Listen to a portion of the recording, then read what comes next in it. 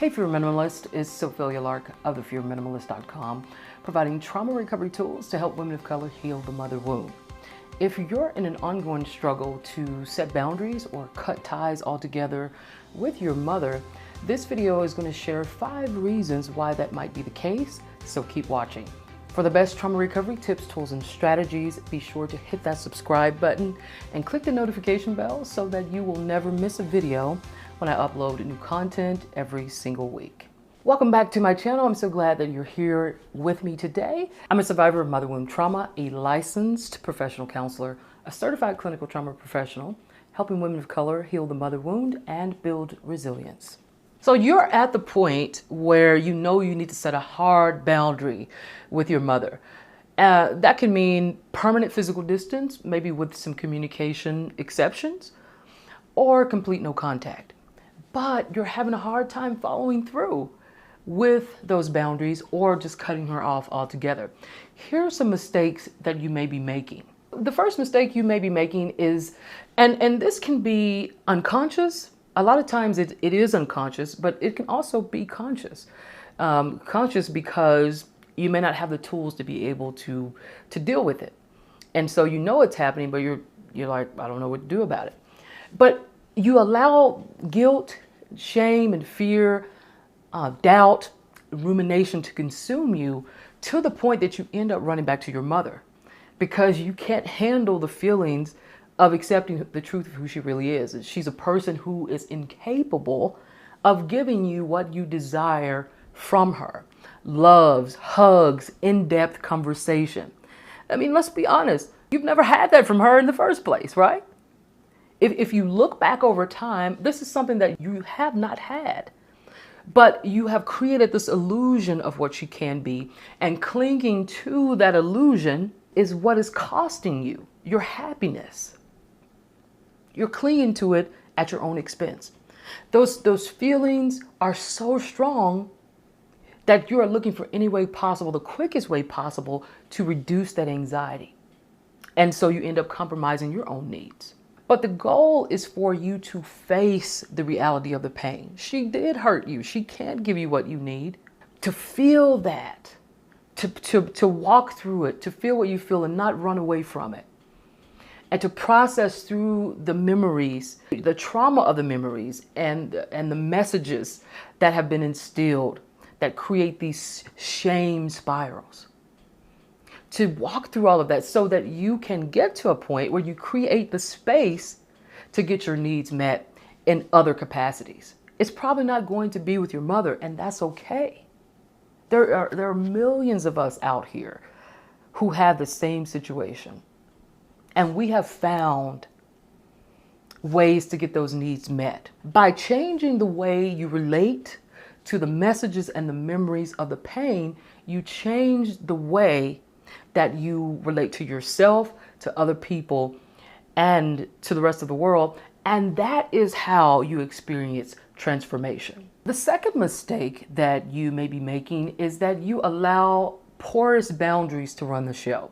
Now, porous boundaries are loose relational limitations that easily break down when they're challenged. So let's say that your mom she's sort of the queen of intruding into your life. Maybe she shows up at your house unannounced. Maybe she calls you at all times of the day and night. Or maybe she has conversations that are inappropriate. Maybe she's sharing business, things that, is supposed to be between you and her. And you just have trouble. You may be scared. Maybe your mom's sort of a kind of aggressive bullying type. So you may be scared to speak up for yourself or to say no to her. Or you might be overly involved in your mom's problems. You are committed to some project to help her to change her life so that you guys can have a better relationship together. Either way, your boundaries are porous. They're loose, they're easily penetrable, and as soon as they're challenged, they break down, and then you have all of this opportunity, negative opportunity, might I add, for abuse and all kinds of disrespectful things to happen. And so the key is learning to advocate for yourself and your needs in a consistent manner. so that those boundaries don't break down, that those boundaries hold, they're solid, they're healthy, and that you can follow through with those. That's the key to your transformation. The third mistake that you make when you're trying to cut ties with your mother is that you engage in ineffective and or passive-aggressive communication. This is when you don't clearly state your boundaries, maybe because your boundaries are porous, like we talked about in the previous step. And so you don't have a plan of how you're going to follow through if your boundaries are violated. Let's say that your mom verbally abuses you. She calls your name. She belittles your ideas. And you muster up the courage to say, okay, that's freaking it. I'm not going to take this treatment from you anymore. And so you guys proceed to argue. And after the argument, maybe you storm out of the house or wherever you guys are. You distance yourself from her for 3 or 4 months.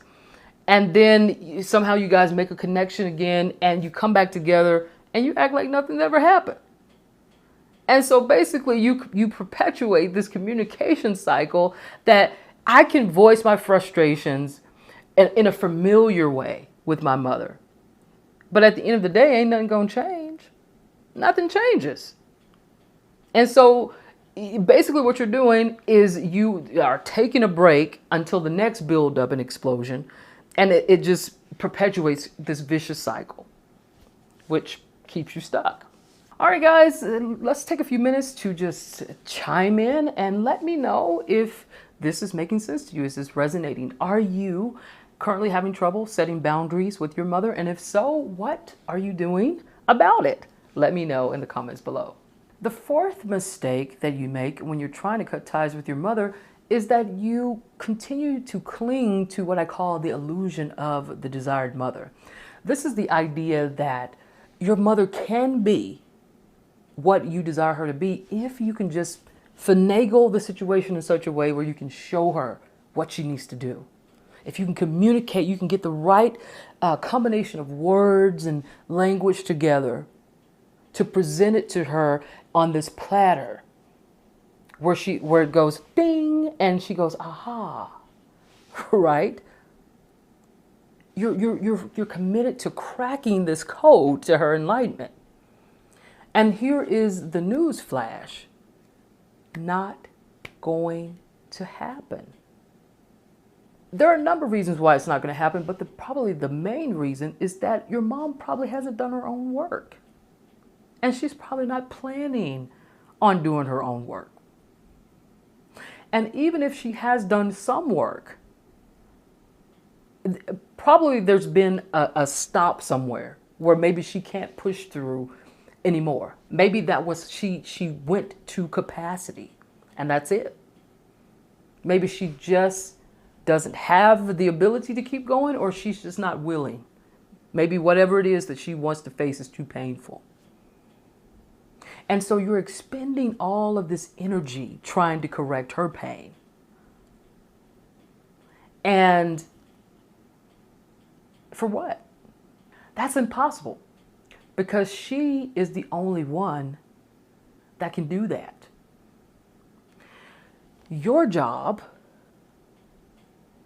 is to say, this is my work.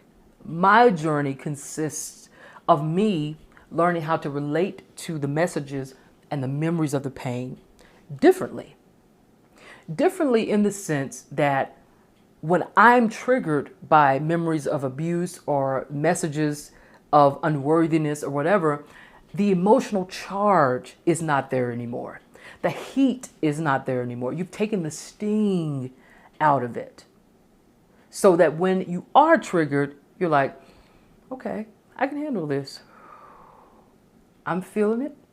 I'm going to walk through it.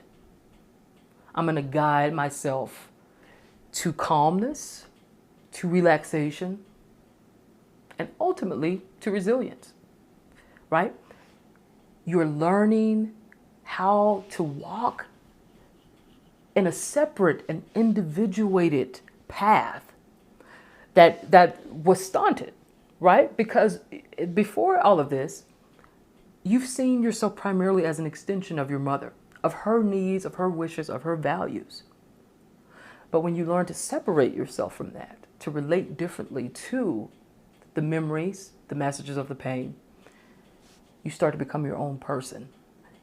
You separate yourself. You create this distance between you and your mother. And the more that you do that, the more you realize, I don't need an apology from her. I don't need her to say anything else to me. I can live the life that I want because I am in charge. And finally, the fifth mistake you make when you're trying to cut ties with your mom is that you actually have no plan for cutting ties. It just sounds like a good idea. And as the saying goes, good ideas are nothing without great execution. But execution is also based on trust. And first and foremost, trust in yourself. Do you trust yourself to make good choices? Do you trust yourself to set solid and consistent boundaries in significant relationships, particularly with your mother? Now, setting boundaries, especially with relatives, friends, parents, siblings, it's not uncommon to have trouble with that. But therein lies the problem, because if you can't set solid and consistent boundaries with the people who are close to you, especially if they're the primary source of your pain, then your life is going to be one big emotional roller coaster ride, because you're going to have problems setting boundaries with anybody in that sense. So I created a video not too long ago. It's called Setting Boundaries with Your Mother. And I'll link it to the cards here. So when that pops up, you can just click on that card and it'll take you to the video. And also keep watching just a little bit more here, because I have a resource that can help guide you in your decision making about setting consistent and solid boundaries with your mom. So now you know 5 mistakes you make when you're trying to cut ties with your mother. And if you're having trouble deciding whether or not you want to continue a relationship with your mother, be sure to download my free Mom Breakup Decision Tree that can help guide you in your decision of whether or not you want to continue to have a relationship or if you want to cut ties altogether. Click the link below to get that resource. Also, I want to invite you to connect with me on Instagram at Fear Minimalist and Facebook at Fear Minimalist, where you can carry on the conversation in more depth about healing the mother wound. All right, guys, well, that is it for today. If you liked this video, hit the like button below, share with your friends, drop a comment below to let me know what your biggest takeaway was today. I want to get your feedback so I will know what videos to continue making so that you'll get the greatest benefit out of what I do. And also, be sure to subscribe. Hit that subscribe button, click the notification bell so that you will never miss a video when I upload new content every single week. And remember that the sun is going to rise and shine bright tomorrow. The question is, are you going to rise with it and allow your best self to shine? I hope you do, and I'll see you next time. Bye.